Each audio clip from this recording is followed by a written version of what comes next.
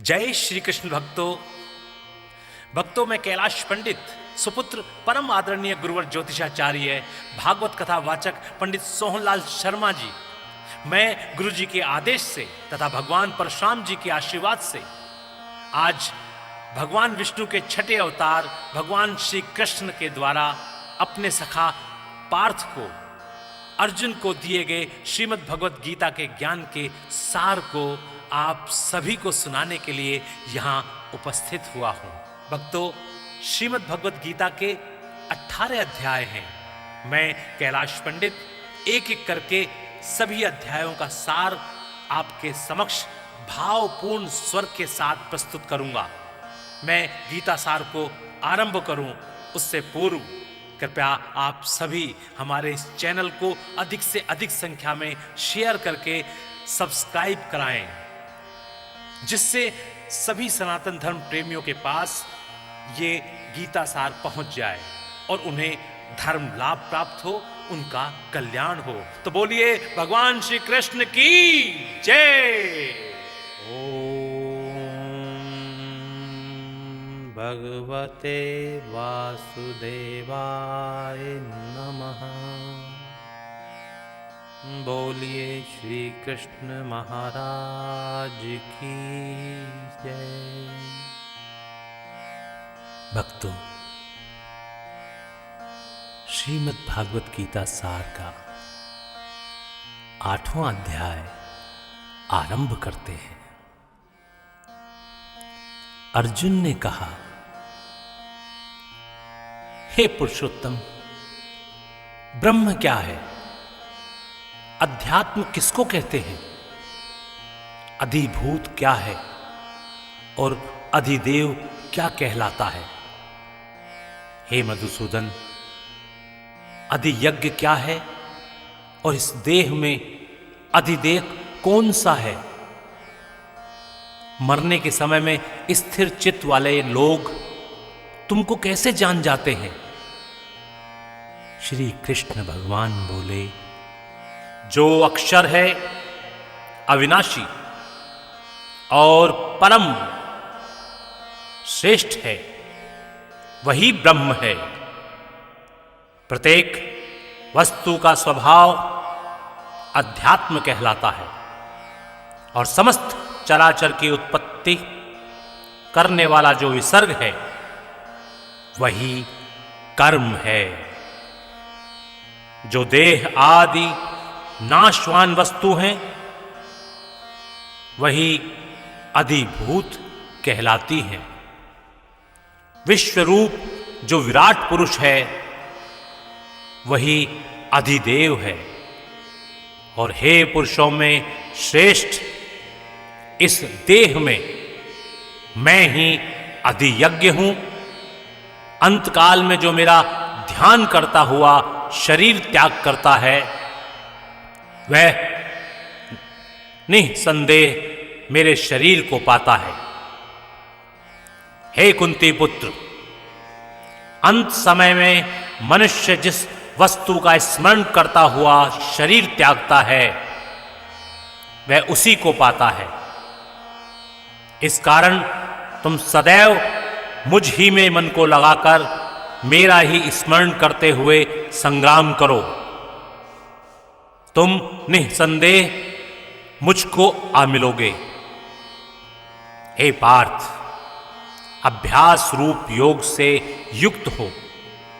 दूसरी ओर न जाने वाले मन से सदा चिंतित करता हुआ पुरुष परम और दिव्य पद को ही प्राप्त होता है।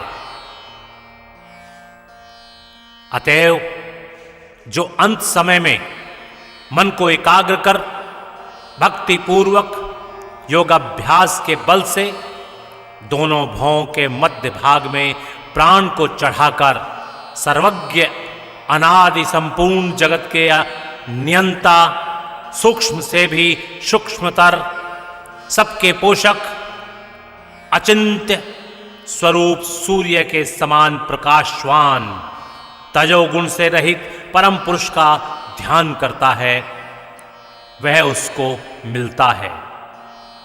वेद के जानने वाले जिसको अक्षर कहते हैं, वीतराग होकर सन्यासी जिसमें प्रवेश करते हैं, तथा जिसको चाहने वाले ब्रह्मचर्य का आचरण करते हैं, उस परम पद को तुमसे संक्षेप में कहता हूं, जो सब इंद्रिय द्वारों को रोककर मन को हृदय में धारण कर प्राण को मस्तक पर ले जाकर समाधि योग में स्थित ओम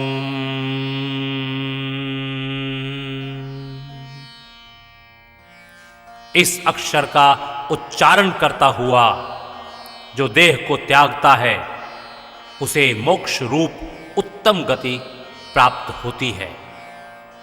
हे पार्थ, जो मुझ में ही मन लगाकर नित्य प्रति मेरा स्मरण करते हैं, उन सदैव स्मरण करने वाले योगियों को मैं बहुत सुलभ रीत से प्राप्त होता हूं।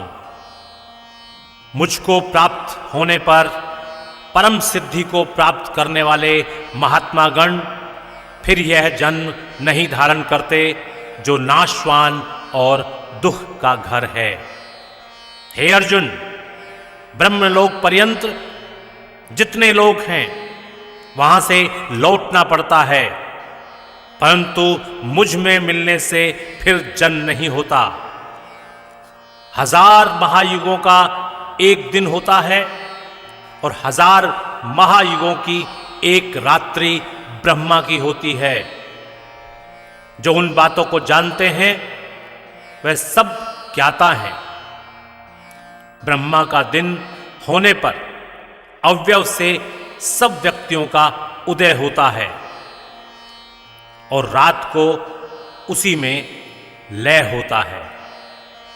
हे पार्थ, समस्त चराचर वस्तुओं का यह समुदाय दिन में बार बार उत्पन्न होकर रात्रि के आगमन में लीन हो जाता है। इस अव्यव से परे दूसरा सनातन अव्यक्त है, जो इन सब के नष्ट होने पर भी कभी नष्ट नहीं होता। उस अव्यक्त को ही अक्षर कहते हैं। वही परम गति है, जिसको प्राप्त करके फिर संसार में नहीं जन्मते। वही मेरा परम धाम है। हे पार्थ, जिसके अंतर्गत सब प्राणी हैं और जिसने उस समस्त जगत का विस्तार कर रखा है, वह श्रेष्ठ पुरुष अनन्य भक्ति से ही मिलता है। हे भारत श्रेष्ठ, जिस काल में योगी जन देह छोड़कर फिर नहीं लौटते हैं और जिस काल में अग्नि, प्रकाश और दिन शुक्ल पक्ष हों, ऐसे उत्तरायण के 6 महीने में मृत्यु को प्राप्त होते हैं। धूम्र रात, कृष्ण पक्ष, दक्षिणायन के 6 महीने इनके मध्य गमन करने वाले चंद्रमा की ज्योति को पहुंचते हैं और लौट आते हैं। संसार को नित्य चलाने वाली शुक्ल और कृष्ण नाम की 2 गतियां हैं। एक से आने पर लौटना पड़ता है और दूसरे पर फिर लौटना नहीं होता है। हे पार्थ, योगी इन दोनों गतियों का तत्व जानता है, इसी से मोह में नहीं पड़ता। अतएव हे अर्जुन, तुम सदा योग युक्त हो। वेद, यज्ञ, तप और दान से जो जो पुण्य फल बतलाए गए हैं, योगी उन सबसे अधिक ऐश्वर्य प्राप्त करते हैं और सर्वोत्तम आदि स्थान पाते हैं। बोलिए श्री कृष्ण भगवान की जय। भक्तों, इति श्री श्रीमद्भागवत गीता सार 8वां अध्याय। हरे नमः। बोले श्री कृष्ण भगवान की जय। ॐ नमो भगवते वासुदेवाय नमः नमः नमः।